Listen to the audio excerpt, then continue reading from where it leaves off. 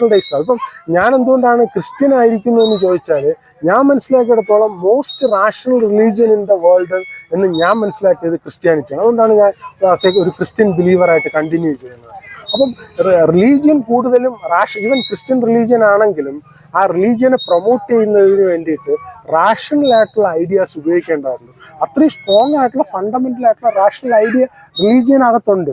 പക്ഷെ അത് പലരും പറയാതെ അവരുടെ പേഴ്സണൽ ആയിട്ടുള്ള ഗെയിനിന് വേണ്ടിയിട്ട്, ചേട്ടൻ നേരത്തെ സൂചിപ്പിച്ചതുപോലെ പുരോഹിതന്മാരുടെ നേട്ടത്തിന് വേണ്ടിയിട്ട് അല്ലെങ്കിൽ റിലീജിയസ് ഇൻസ്റ്റിറ്റ്യൂഷൻസിന്റെ ആവശ്യത്തിന് വേണ്ടിയിട്ട് ഉപയോഗിക്കുമ്പോൾ റിലീജിയന്റെ ഫണ്ടമെന്റൽ ആയിട്ടുള്ള പർപ്പസും റിക്വയർമെന്റും നമ്മുടെ സൊസൈറ്റിയിൽ ഡിസ്കസ് ചെയ്യപ്പെടാതെ പോകുന്നു എന്നാണ് എനിക്ക് തോന്നുന്നത്. അതാണ് അത് ഇന്റർപ്രിട്ടേഷൻസിന്റെയും ഉത്തരം പറയാൻ ഉള്ള കഴിവില്ലായ്മയുടെ ഫലമായിട്ടാണ് നമ്മളെല്ലാം അടിച്ചമർത്തുന്നത്. അത് തന്നെ ഭയപ്പെടുത്തി ചോദ്യങ്ങളെ നമ്മൾ നിഷ്കാസനം ചെയ്യുക എന്നുള്ളതാണ് പറയുന്നത്. ചോദ്യം ചോദിക്കാതിരിക്കുക. കാരണം അങ്ങനെ ചോദിക്കാൻ ചെയ്യാൻ പാടുള്ളതല്ല.